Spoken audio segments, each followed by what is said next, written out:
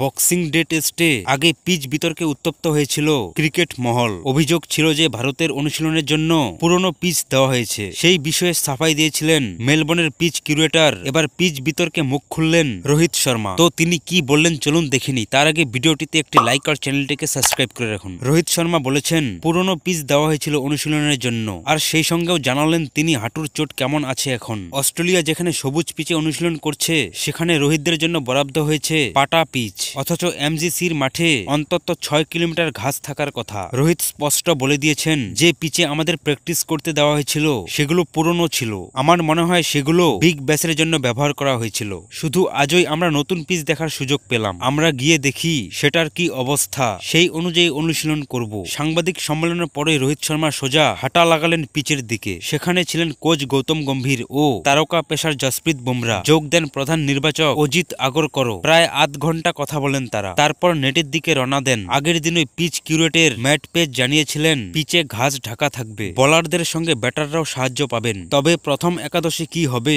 সেই বিষয়ে খোলসা করেননি রোহিত। তিনি বলেন আপাতত আমরা আবহাওয়া সহ অন্যান্য বিষয়ে নজর রাখছি, এখনো উইকেট দেখিনি। পরিস্থিতি বুঝে আমরা সেরা একাদশ বেছে নিব। সেক্ষেত্রে অতিরিক্ত স্পিনার খেলাবো কিনা সেটাও ভেবে দেখতে হবে। ব্যাটিং অর্ডার নিয়েও সাংবাদিক সম্মেলনে মুখ খুলতে নারাজ তিনি। তবে নিজের চোট নিয়ে সুখবর দিলেন রোহিত। নিজেই জানালেন আমার হাঁটুতে কোনো সমস্যা নেই। মেলবোর্নে থ্রো ডাউন অনুশীলনের সময় হাঁটুতে চোট লেগেছিল রোহিতের। যা নিয়ে ভারতীয় পেসার আকাশদীপের বক্তব্য ছিল পুরনো পিচে বল আচমকা নিচু হচ্ছে তাই চোট লেগেছে। কিন্তু কেন পুরনো পিচ দেওয়া হয়েছিল? কিউরেটের ম্যাচ প্যাড বলেছিলেন টেস্টের 3 দিন আগে নতুন পিচ দেওয়া হয় না। কিন্তু ভারত যে এখানে অনুশীলন করবে সেটা তো 2 মাস আগেই জানানো হয়েছিল। তাহলে এখন এই অবস্থা কেন? দায় ঝেড়ে পেজের উত্তর এগুলো অস্ট্রেলিয়া ও ভারতীয় বোর্ডের ব্যাপার। তিনি নাকি কিছুই জানেন না।